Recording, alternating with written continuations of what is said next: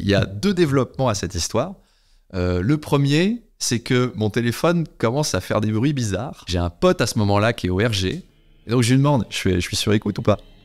Et il me dit, dire, mais disons que tout le monde apprécie le son de ta voix. Tout le monde est un peu surveillé, tu sais. Il y a une époque pas si lointaine où tout le monde n'avait pas un site internet et c'est comme ça qu'Arnaud Demanche, qui est humoriste et auteur entre autres, a créé le blog de Jacques Chirac, qui était président de la République à l'époque. Et je l'ai invité pour qu'on discute de plein de choses, mais surtout de ça. Comment je dois t'appeler, Arnaud ou Monsieur le Président?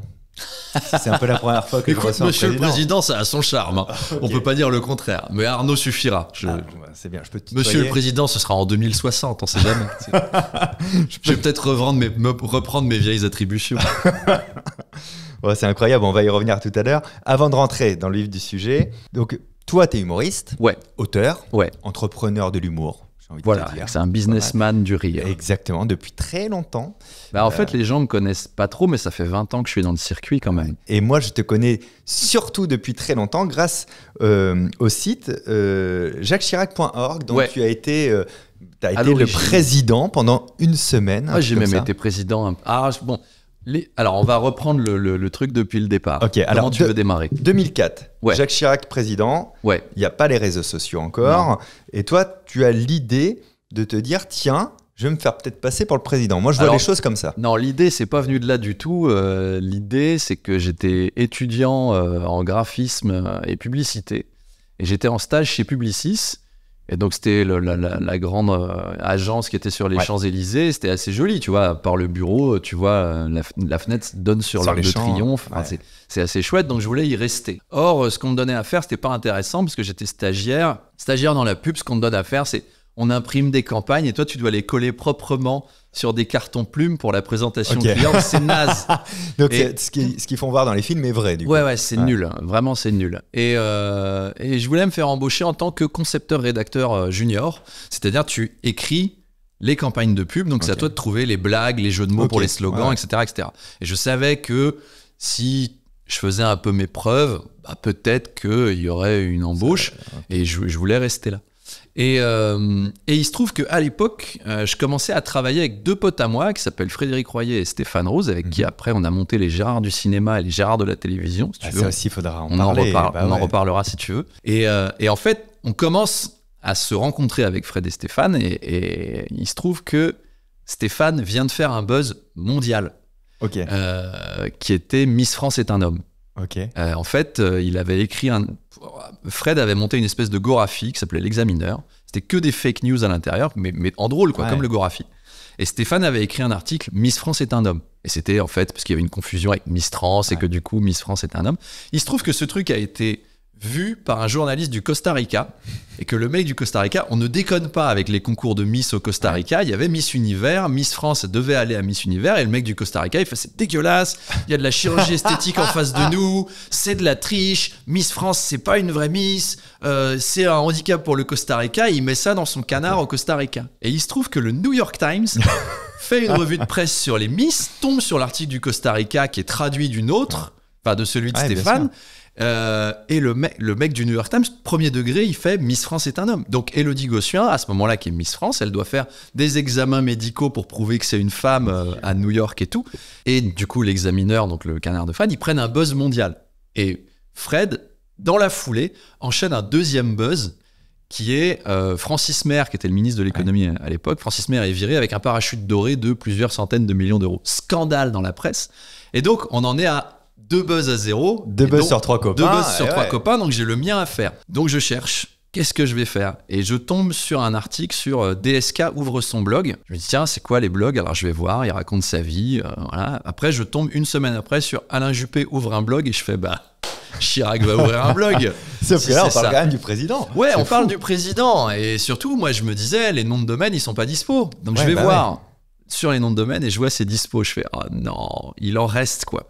Il y avait jacqueschirac.com qui était déposé, .fr, je crois qu'il était arrivé à expiration. Genre le basique, mais les .org et tout ça. Les .org, les .eu, les .machin, je sais plus exactement, et le .org il est dispo et je m'en sers comme architecture de base et j'achète tous les autres pour les renvoyer sur le .org. Et là, je commence à raconter la vie de Jacques Chirac à la première personne et de façon... Moi, j'ai toujours aimé la politique. Ça m'a toujours passionné, donc j'ai une culture politique qui est déjà assez affirmée pour un mec de 22 ans. Et donc, quand j'écris, et je suis un littéraire de base, donc quand j'écris à la première personne Jacques Chirac, j'ai tout son historique en tête, tu vois. J'ai pas... t'es pas en train de découvrir. Pas qui c'est, je suis pas en train de découvrir.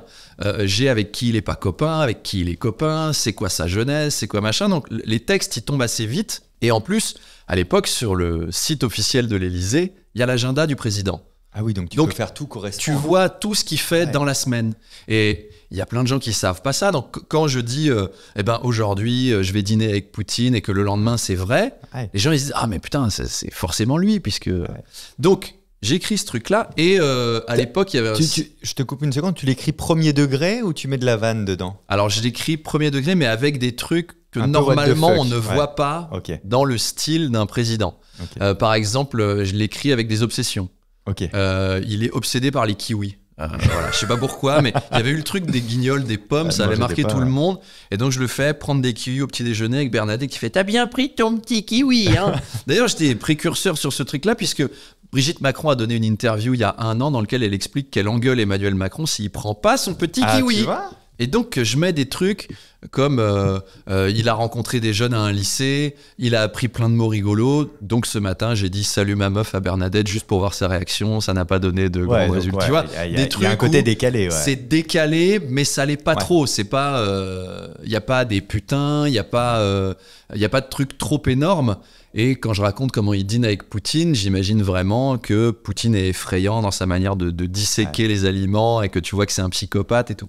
Et alors, je poste le lien sur un site qui était à l'époque un agrégateur de liens pour les gens qui s'ennuyaient au bureau, qui s'appelait Copy-Coll. Ah oui. Tu mettais un lien et après, les gens, ils visitaient les trucs qui les faisaient marrer. Donc, tu avais la vidéo d'un petit chien qui fait du piano et des sites tu vois, pour plein de raisons. Bon, je mets ce truc-là. Et ça décolle, mon gars. Poum, ça part d'un coup parce que tout le monde y croit. Tout le monde y croit. Et je le mets pas en disant regardez mon site internet. Je fais la découverte, regardez la découverte, Jacques Chirac ouvre son blog. Et c'est jacqueschirac.org. Et puis je suis designer moi à la base. C'est-à-dire j'ai fait une école de com visuel, pub, machin. Donc le site il est propre si tu veux. C'est très crédible. C'est carré. La presse commence à en parler et l'Élysée met 1 semaine, 10 jours à démentir. Attends, tu vas trop vite. Au moment où ça décolle, parce que toi, tu cherches à faire ton buzz 24 et tout, heures. Mais est-ce que tu es étonné quand même de la puissance du truc parce que tu as tout fait pour? Ah ouais, je suis vachement surpris. Ah ouais, voilà. Je suis vachement surpris parce que pour moi, un journaliste, en 2 coups de cuillère à peau, il tape dans le whiz qui a le nom de domaine, et il voit que... Mais non, mais là, en fait, je suis arrivé pile au croisement de 2 trucs. C'est qu'à l'époque, tout ce qui était sur Internet, c'était vrai. Dans la tête des gens, si c'est sur Internet, c'est vrai. Aujourd'hui, on sait que c'est bourré de fake news, on sait que peut-être 80% de ce qu'on voit sur TikTok est faux, mais à l'époque, les gens ne le savent pas, quoi. Donc il y a une crédulité générale pour tout ce qui est sur Internet. Donc ils se disent, bah, c'est vrai, c'est sur Internet. Il y a un autre truc, c'est que personne ne sait comment ça marche. Faut être un peu geek. Pour moi, taper dans le whiz qui possède le nom de domaine, c'est un réflexe, mais pour les gens, ça l'est pas du tout. On est à la préhistoire du web collaboratif. Il y a ça, et il y a un 3e truc. C'est que, alors là, peut-être que c'est un biais que tu vas pouvoir m'analyser, mais c'est la volonté des gens de croire, parce que c'est tellement bien. Bien sûr. C'est tellement marrant d'imaginer que Chirac qui raconte son intimité, t'as envie que ce soit vrai. Donc il y a aussi ça. Les gens ne font pas la recherche parce que ils veulent pas casser le jouet. L'Élysée en parle pas, l'Élysée dément pas. Et je pense qu'il y a des gens qui ont appelé au service de presse. Et puis bon, tu sais, c'est encore une fois, il n'y a pas une urgence pour eux à réagir. Ils se disent pas, bon, ça pose un problème, tu vois. Donc ils mettent 1 semaine, 10 jours à démentir. Il y a un journaliste qui est un peu plus finot que les autres qui voit que c'est faux. Donc là, je commence à être contacté dans les médias. Et ils s'aperçoivent que c'est un étudiant de 22 ans qui s'est fait passer pour le président. Est-ce que tu te dis que tu vas peut-être avoir des problèmes ou pas? Non, j'y pense pas. J'y pense pas. Cette crainte? Non, parce que... on spoil un peu, mais tu as fait 17 ans de prison pour ça. Non, je sais pas du tout. Je suis interdit de séjour aux États-Unis parce que... non, mais alors, j'y pense pas, tout simplement parce que j'ai vu comment ça se passait quand ils voulaient emmerder des artistes, et c'est le contrôle fiscal. Et moi, je m'en fous, je suis pas contrôlable. J'ai rien. Donc, dans le pire des cas, je ferais une garde à vue de 2 heures. Et Canal+ m'appelle. Carl Zero m'appelle en disant, viens, on va faire un rendez-vous, c'est marrant ton truc, est-ce que ça t'intéresserait de bosser chez nous et tout? Et je dis, ok, pas de problème, mais comme je veux être engagé chez Publicis, je vais retourner les voir, je vais leur proposer. Publicis, je leur dis, bah voilà, j'ai fait ça, j'aimerais bien rester s'il y a un poste et tout. Il me dit, mais vous êtes qui, jeune homme? Je suis stagiaire chez vous depuis 3 mois. Ah bon? Bah oui, puis là j'ai fait ça et tout. Ça passe totalement inaperçu, ils s'en foutent. Et par contre, Canal, il m'oublie. Et moi, j'ose pas rappeler, tu vois, je veux pas harceler, machin. Et donc pendant 2 mois, bah, j'ai pas eu mon boulot. Et puis l'autre. C'est ça, j'ai pas eu mon boulot à Publicis et j'ai pas eu mon boulot à Canal. Donc je me dis, je refais le même truc, mais à l'envers. Et donc là, ce que je fais, c'est que... Là, c'est ma partie préférée de l'histoire. Ouais, en fait, je m'auto-envoie une lettre que je trouve sur Internet. Je trouve un facsimilé, en fait, d'une lettre du chef de cabinet de Chirac, Gérard Marchand. Et je la Photoshop. Je prends la lettre, j'efface le texte, je mets un texte où je dis « Monsieur Arnaud Demanche, le président, bien qu'amusé dans un premier temps par vos trucs, n'a pas apprécié votre dernier billet de blog. Nous vous prions de mettre immédiatement un terme à cette aventure. Faute de quoi, vous serez poursuivi. Et puis, c'est la prison. Je sais plus ce que je mets dedans, mais je mets un truc assez menaçant quand même. Et je poste ça sur le blog sans un mot d'explication. Et là, le téléphone ressonne, bizarrement, comme par magie. Tous les journalistes y croient de nouveau. C'est là où j'ai halluciné. Ouais.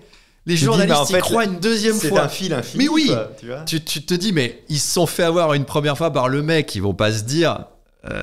mais simplement, c'est pareil, Photoshop, on parle de la préhistoire. C'est pas si évident. Mais non, c'est pas évident pour les gens. Il a retouché, ouais. Et Canal me rappelle. Et ils me disent, bon, c'est bon, ça y est, c'est bon, t'es engagé, on a compris le message. Et je retourne voir Publicis, je fais, alors Canal, il me propose des sous. Ils disent, mais vous êtes qui exactement? Et donc je quitte Publicis et je vais bosser chez Canal. Et je commence à bosser avec Carl Zero, avec qui on a fait plein de trucs derrière. Mais il y a 2 développements à cette histoire. Le premier, c'est que mon téléphone commence à faire des bruits bizarres. Moi, j'ai un pote à ce moment-là qui est au RG. Et donc, je lui demande, je suis sur écoute ou pas? Et il me dit, bah, je peux pas te dire, mais disons que tout le monde apprécie le son de ta voix. Tout le monde est un peu surveillé, tu sais.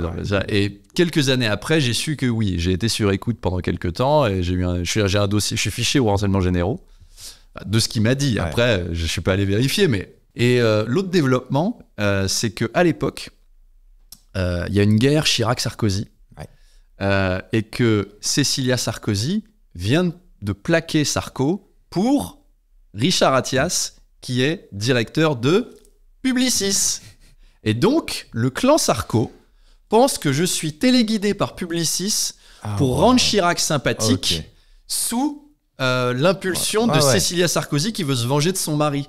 Donc je commence à recevoir des mails un peu curieux. Là, ça me dépasse complètement. Mais du coup, j'ai été dans les petits papiers des barbouzes sarkozystes pour savoir si j'étais pas un missile envoyé par Cécilia pour torpiller au nom de Chirac. Ça, j'ai trouvé ça super. Non, mais c'est que tu vois, l'imagination des gens. Et en fait, c'est là où j'ai pris une leçon sur la théorie du complot, parce que j'étais l'objet d'une théorie du complot. Et c'est là que tu vois à quel point c'est facile pour les gens d'architecturer toute une théorie à base de 5-6 éléments. Plutôt que c'est un gars de 22 ans qui a voulu faire un buzz. Mais c'est beaucoup plus fun à croire une théorie du complot. Déjà, il se passe quoi concrètement après pour toi? Est-ce que Chirac t'envoie des kiwis? Est-ce qu'on te contacte officiellement en disant là, faut arrêter? Personne m'a contacté officiellement. Par contre, le nom de domaine a disparu. Il m'a été repris sans que je le contrôle. 48 heures après, ça a vraiment été rapide. Là, je pense qu'ils se sont dit, il faut qu'on commence à surveiller le web, machin et tout. Mais tu vois, je pensais que c'était quand même passé par toi, que tu avais une action à faire pour rendre le nom de domaine. En théorie, oui. Mais on parle de gens qui ont un tout petit peu de puissance et de connaissance, donc le nom de domaine a été récupéré très vite. Et j'ai su aussi que Chirac, ça l'avait amusé.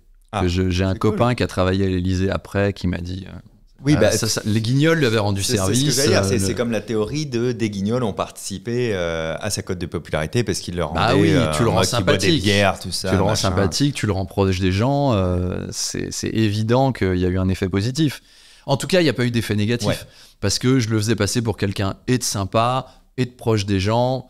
Mais j'aurais pu foutre un beau bordel. Je me suis limité j'ai demandé à mes ministres de faire des dessins parce que je voulais quand même pas d'emmerde. Mais si je commençais à faire des faux en écriture sur des notes de frais, regardez ce que l'Élysée a dépensé, machin. Mais bon, ça devenait ça devenait un truc de sale con. Oui, là on peut pas dire que tu avais une volonté de nuire. Non. Et on peut pas dire non plus que à l'œil averti, il y avait une impossibilité de comprendre que c'était faux, quoi. Tu vois, et puis je voulais pas, tu vois, je voulais pas être un fabricant de fake news. Ça me plaisait de déconner avec le personnage, mais tu vois, si aujourd'hui il y avait un pirate qui arrivait à récupérer Élysée.fr et qui faisait des faux Élysée Leaks avec des fausses factures de Macron, ça ferait un truc troublant de on appuie sur la dynamique négative et malsaine et tout ça. Et je voulais pas faire ça. Pour ceux qui connaissent pas Arnaud Demanche, c'est un gars, vous connaissez son travail. D'une manière ou d'une autre, on connaît souvent ton travail, même ceux qui te connaissent pas toi en tant qu'humoriste. Et allez voir son spectacle, je vous mettrai un lien dans la bio, mais c'est excellent ce qu'il fait. T'as monté les Gérard. Moi, les Gérard, j'ai suivi ça des années sans savoir que t'en étais à l'origine, quoi. Tu vois. Si, en Alors, fait. qu'est-ce que les Gérard, déjà? Alors, les Gérard, c'était les Césars. On a pris le mot Gérard par assonance avec le mot César. Et on remettait un parpaing doré aux gagnants des pires émissions de télé, des pires films, des machins. Donc on avait les Gérard. Il y avait des noms à le Gérard de celui qui aurait dû fermer sa gueule plutôt que de parler. Oui, en fait, c'était le Gérard de l'acteur qui ferait bien d'apprendre à jouer au lieu de d'arrêter de se la jouer et d'apprendre à jouer tout court. C'était des trucs comme ça. Et en fait, ça vient d'une conversation que j'ai avec Fred, un table de bistrot à Troca. Il habitait à Trocadéro à l'époque. Et ça tombe dessus, mais comme ça, quoi. Il fait si on faisait les Gérard. Je fais, c'est quoi les Gérard? Comme les Césars, mais en nul, en pire. Je fais, ah ouais. Et du coup, au lieu que ce soit une compression, le trophée, ce serait un parpaing. Et c'est tout. Les Gérard étaient nés. On a gratté des catégories. On a appelé Stéphane. On dit, tu veux écrire ça avec nous? Il a dit OK. Et on a fait une première cérémonie devant des journalistes qui étaient des potes de Fred, parce qu'ils travaillaient dans la presse, au Baron. Et c'est tombé dans les oreilles de Paris Première. La chaîne du groupe M6, et Jacques Expert, le président de Paris Première, vient nous voir et nous dit, est-ce que vous voulez faire ça à l'antenne? On fait, nous on n'a jamais fait de télé. Il fait, c'est pas grave. C'est marrant quand même. C'était pas ma question. C'était pas ma question. Et donc on a fait de la télé alors qu'on n'en avait jamais fait. Mais pour te dire le truc, la première fois que je monte sur scène de ma vie, tu sais, tout le monde démarre dans des petites scènes ouvertes, il y a 3 personnes, tu fais ça dans le bistrot à côté de chez toi. Moi, ma première scène de toute ma vie, c'est en direct, en public, 400 000 téléspectateurs. Première scène de toute ma vie, c'est ça. En fait, ton fil directeur de base, c'était la construction d'idées, la création d'idées, la création de concepts. Et t'arrives par l'humour, par ce chemin-là. Moi, tu sais, à l'époque, il n'y avait pas de comédie club partout dans Paris. Aujourd'hui, ça pousse comme des champignons, mais il y avait des scènes ouvertes dans tous les bars. À l'époque, c'était pas le cas du tout. Donc, si tu voulais démarrer dans l'humour, fallait avoir d'autres idées. Donc, moi, j'essayais de passer par la radio. Donc, je suis rentré à France Inter en 2006, ce qui n'était pas nul comme perf, mais juste en envoyant des maquettes.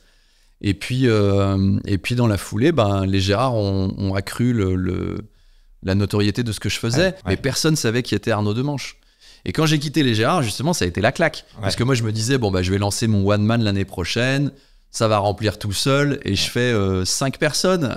En fait, Avignon, et c'est une catastrophe. Le concept a bouffé ses créateurs. Ah oui, le concept était beaucoup plus fort. Et donc, mon premier spectacle, c'est un drame. Et en plus, j'arrive dans le one man à une période qui est très très compliquée, puisque j'arrive en plein Charlie Hebdo Bataclan, qui est le moment où, d'abord, le rapport à l'humour, il change. Parce que mon premier spectacle, c'était un truc sur respecter votre enfant intérieur, le droit à rêver, etc. Ça marche quand des humoristes n'ont pas pris 2 balles dans la nuque pour leur boulot. Ça marche plus du tout quand le monde s'est durci à ce point. Donc, il faut repenser le contenu et la relation que le public a avec le spectacle.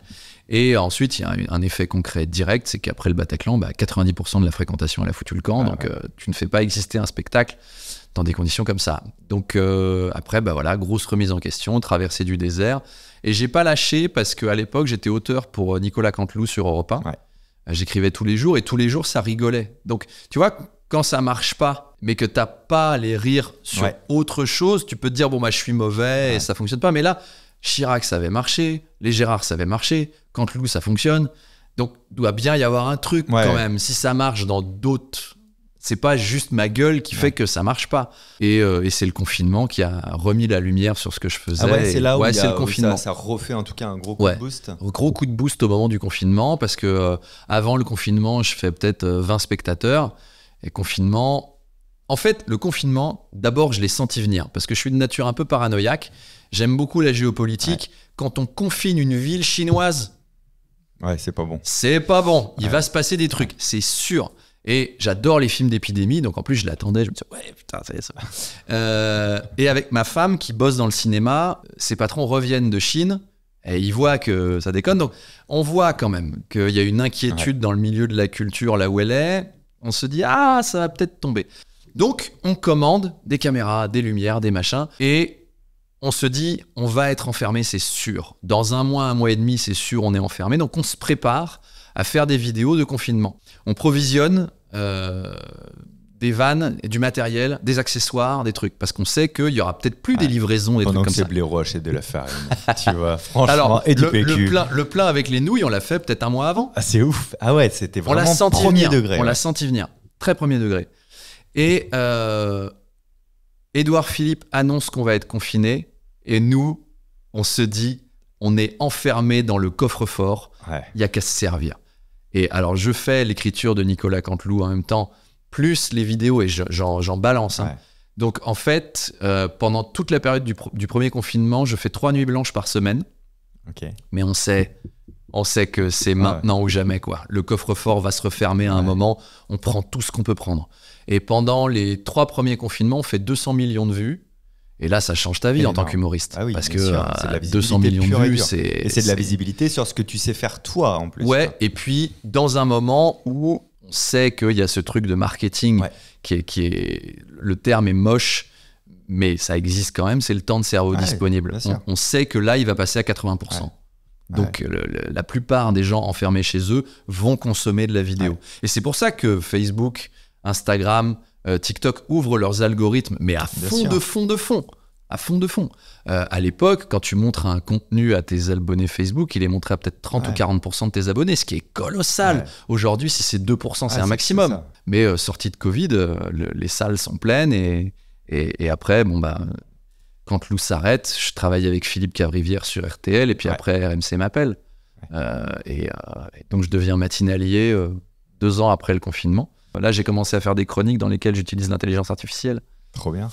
Pas pour écrire, hein, parce qu'une intelligence artificielle n'a pas le droit de faire d'humour. J'ai essayé. Hein. Ah ouais. Je lui ai... Ah oui, ok. Elle veut pas. Elle n'a pas le droit. Elle a pas le droit. Sur ChatGPT. Ouais. Et sur la dernière version non plus. Non, elle a pas le droit. En fait, une intelligence artificielle, si elle a un point de vue, c'est quand même très mauvais pour nous. Et l'humour, c'est du point de vue. Ouais, bien sûr. Donc elle n'a pas le droit. C'est ça ton point de vue sur l'intelligence artificielle, parce que moi, je défends un peu le truc de quand tout ça sera un peu stabilisé et régulé. En fait, ce qui suffit de faire avec l'intelligence artificielle, c'est de ne pas faire ce qu'on sait faire sans. Ce qu'on sait faire nous-mêmes, c'est de se dire qu'est-ce que j'aurais pas pu faire sans l'intelligence artificielle qui Exactement. qui moi, va je l'utilise comme ça. Par contre, j'ai tout à fait conscience qu'il y a des métiers que ça va tuer. Le doublage, moi, j'ai une passion pour le doublage français. T'as vu qu'ils ont lancé une pétition. Ils ont lancé une pétition, mais c'est trop tard. C'est trop tard. Ils vont devoir... Je sais pas ce qu'ils vont devoir faire, mais je connais les prix du doublage actuel, je connais les prix du doublage à intelligence artificielle, je sais ce qu'une intelligence artificielle est capable de faire, et je connais le cynisme de ce métier. Il n'y a pas photo. Il n'y a pas photo, ce métier est trop cynique. Donc il y a des métiers comme ça qui vont être, on va disparaître, mais ils vont être très très très très lourdement impactés. C'est pareil pour la musique, c'est pareil pour... là, j'ai un pote qui est notaire qui me disait, la moitié de la charge de travail, maintenant, on peut la faire par l'IA. J'ai vu ça pour les comptables, les avocats, les comptables, il y a des tas de... très procéduriers où il y a beaucoup de data à connaître. Et en fait, là, malheureusement, on ne pourra pas l'utiliser autrement. Il y a des métiers qui vont être remplacés et effectivement, on ne pourra pas faire que ces gens soient remplacés en devenant ingénieurs en intelligence artificielle. C'est pas possible. Nous, on a du bol, c'est que on fait, toi et moi, quelque chose qui nécessite un point de vue. C'est le dernier truc auquel elle est rétive. Et il y a un autre truc, c'est qu'une intelligence artificielle peut pas faire de la scène. Et que la scène, c'est quand même une conversation, un rapport, etc. Bon, tu vois, après, on voit les trucs qui sont trop technologiques, ça intéresse pas les gens. Donc, je me dis que peut-être... Tu vois, le doublage à intelligence artificielle, le seul espoir que j'ai, c'est que les gens le rejettent. En se disant, on sent qu'il manque un truc. On sent que il y avait s'il n'y a pas le supplément d'âme, ça marchera pas. Le petit supplément d'âme fera peut-être que ça s'écroule, parce qu'elle ne l'aura pas. Quand un humain communique avec un autre humain, il y a quelque chose qui est ressenti, qui est un peu magique, qu'on ne comprend pas. Une machine par définition, ne peut pas le restituer. Parce que pour les doublages, on parle bien de comédiens de doublage. Exactement. On n'a pas juste envie d'avoir la voix en français qui suit, quoi. Tu non. vois. Alors, une intelligence artificielle est capable de mettre de l'intonation, etc. Mais elle n'est pas capable de prendre des initiatives de jeu. Oui, il faut qu'elle soit plus que dirigée. Voilà. Hein. Alors, il y aura un gars dont ce sera le boulot, qui sera comédien. Et qui remplacera les 12 postes voilà. qu'il fallait. Si jamais, là, on te donnait l'opportunité d'avoir le site emmanuelmoicon.fr, tu te dis, boum, je refais un blog, c'est quoi le premier billet que tu fais ? J'explique pourquoi il se lance sur Internet. Okay. Parce que Macron, c'est un gars qui a un ego. Donc, il a envie d'être aimé, il a envie d'expliquer pourquoi il est génial, et il a envie d'expliquer humainement qui c'est, parce qu'il sait qu'il a une image froide et tout. Donc, je pense que le premier truc, ça va être un billet où, en filigrane, c'est pourquoi vous devez m'aimer. Je pense que ce sera ça. Je me suis tellement investi pour vous, tu vois. Mais pas sur un ton plaintif. Là, il y a quelques semaines, il a publié une vidéo où il répond à des questions d'auditeurs, enfin d'internautes sur l'Europe. J'ai vu la version de Vinza. Sur l'Europe. Tu sens qu'il cherche à nouer un lien avec les gens. Simplement, il ne sait pas faire, parce qu'il ne sait pas ce que c'est que les gens. Il fait partie Enfin, faut quand même se rendre compte que c'est un mec. Il a notre âge, hein. Je ne sais pas quel âge t'as exactement. Moi, j'ai 42 ans, lui, il en a 45. C'est ça, j'en ai 41. Quand il a été élu, j'étais, waouh, ce gars-là, ouais, il a mon âge et tout. Que moi, mais tu vois. Il n'y a rien qui laisse penser qu'il a le même âge que nous, quoi. Il n'y a rien du tout. Quand au début de son ascension politique, tu sais, tu as toujours les papiers, vos 10 livres préférés, ce que vous regardiez quand vous étiez petit. Il n'y a jamais le Club Dorothée, Gaston Lagaffe. Il n'y a rien du tout. Il n'y a que... Alors, moi, à 15 ans, j'ai eu une révélation en découvrant La Princesse de Clèves. Enfin, tu sais, des trucs... Bon, je veux bien, hein, je veux bien. Tu peux être un intello et mais ce truc-là, mais c'est effrayant à quel point il n'a aucune contre-culture. Il a aucun kiff un peu personnel. Le seul truc qu'on lui connaît qui l'humanise un tout petit peu, c'est qu'il aime l'OM. Oui, c'est l'OM. C'est le seul truc où on se dit, bon, d'accord, là, il y a quelque chose d'humain là-dedans. Mais sinon, tout est lunaire, quoi. Quand tu te dis qu'à 20 ans, il explique comment il fait des cercles d'orateurs, tu sais, c'est des trucs où les gens, ils philosophent entre eux. Bon, alors moi, je pense que... et lui, c'est son délire, quoi. Nous, à 20 ans, putain, on n'était pas là. Quand il commence à vraiment faire à avoir des considérations bancaires et tout, nous, on est encore en train de faire des Lego Star Wars. En disant, putain, il est vachement beau et tout. Il n'a aucune contre-culture de ça. Donc, il sera jamais humain pour les gens. Chirac avait compris ça. Chirac avait compris que le lien que tu noues avec un peuple, il est émotionnel. Je bois de la Corona, la Corrèze c'est super.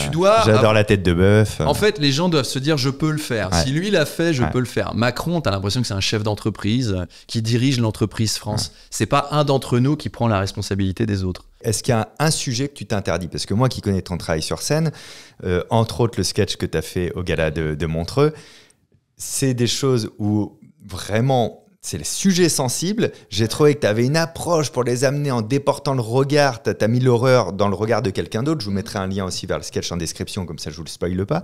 Mais en fait, là, la question que je me dis, c'est est-ce qu'il y a vraiment un sujet où tu te dis non, là, je me mets un no-go parce que peu importe comment je vais le traiter, ça va me retomber dessus. Non, il n'y a pas de sujet. Il y a un truc, il n'y a pas de sujet proprement dit, mais il y a un système que je m'interdis de faire à la radio. C'est quand il y a quelqu'un qui vient de mourir...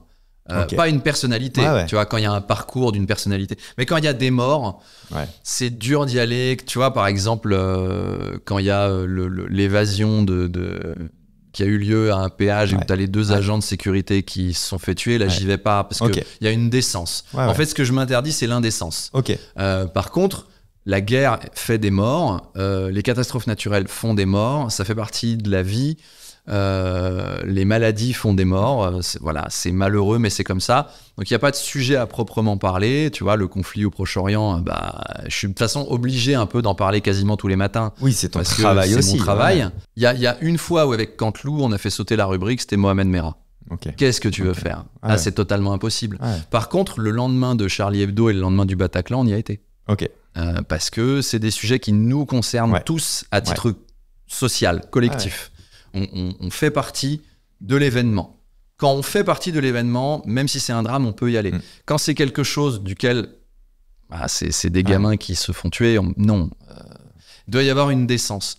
Mais par contre, tous les sujets, j'y vais. Non, mais c'est assez clair. C'est pas la crainte des retombées d'un sujet. Non. Tu vois, comme on aurait pu le dire, il se censure par confort. Non. C'est juste on prend le temps. Là, il y a une période de décence sur un sujet. Voilà. Et puis en plus, moi, j'aime bien le défi de trouver un truc drôle sur quelque chose où les gens vont se dire par réflexe, j'y vais pas. Ouais. Moi, ça m'excite de me dire qu'est-ce que je vais pouvoir dire là-dessus, parce qu'il y a forcément quelque chose à dire. De libérer une soupape sur le stress. Et puis, il y a aussi l'aspect où tu vulgarises le problème. Il y a plein de gens qui s'informent avec les chroniques d'humour. Donc, tu peux pas faire comme si ça n'existait pas. Ouais. Donc, j'ai envie qu'ils passent une bonne journée, que ce soit moins plombant que le journal de 8 heures et qu'ils comprennent quand même les enjeux de ce qui se passe. Tous les sujets sont possibles à aborder. L'important, c'est ce que tu dis dessus. Trop bien. Merci beaucoup pour merci tout à ça. Toi.